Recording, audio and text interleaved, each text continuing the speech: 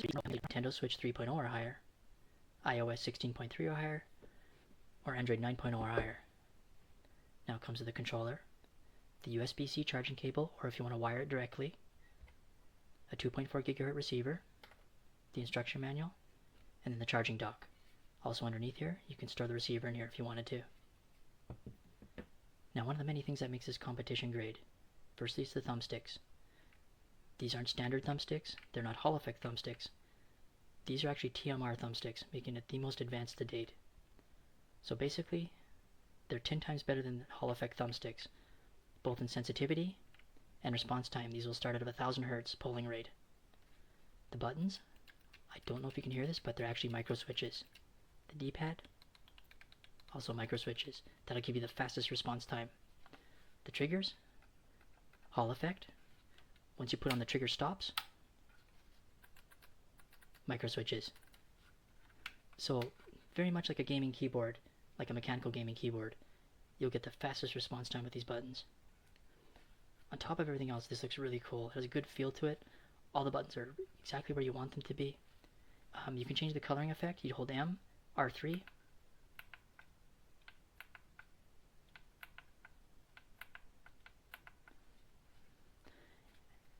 As for connecting, it's extremely simple. If you put the switch to the far left side, it's a Nintendo Switch. Then you hold the home button for 3 seconds. Bluetooth's in the middle. Hold the home button for 3 seconds. For the wireless receiver, far right, home button for 3 seconds. It connected right away. I had no disconnect, no lag. I had no issues whatsoever. I highly recommend this controller. It is an excellent quality controller with some of the most advanced features built in. I hope this review helps you, and thank you for watching.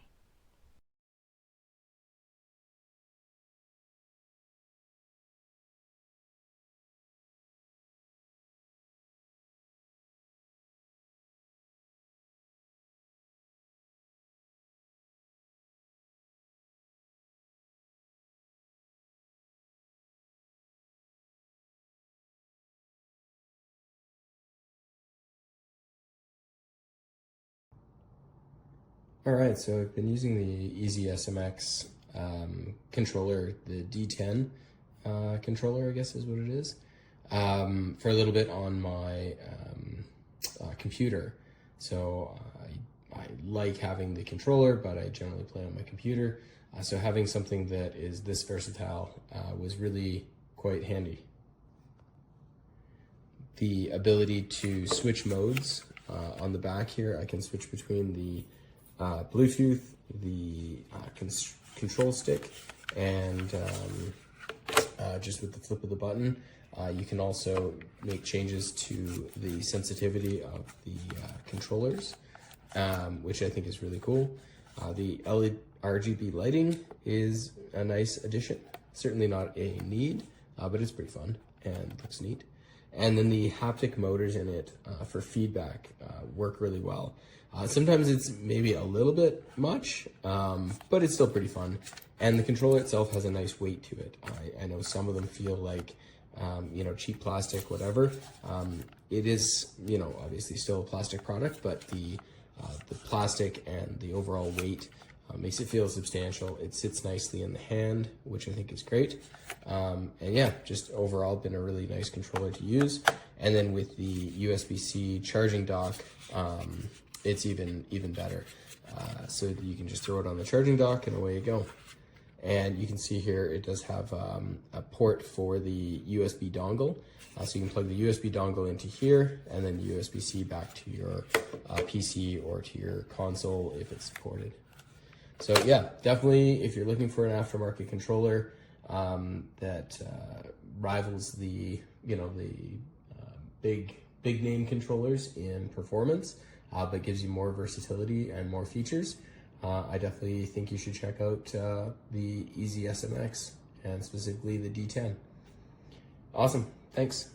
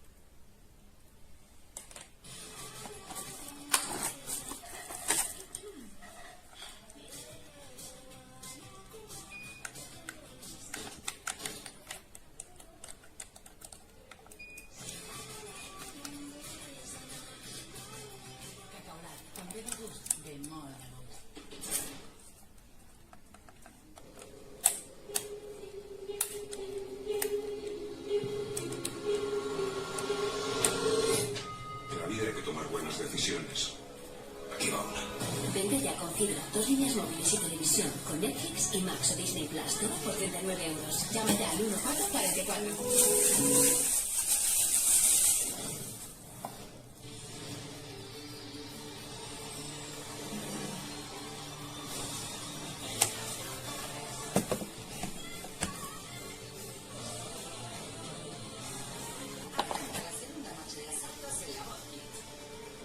Como los demás coches se van a quedar un poco flipando.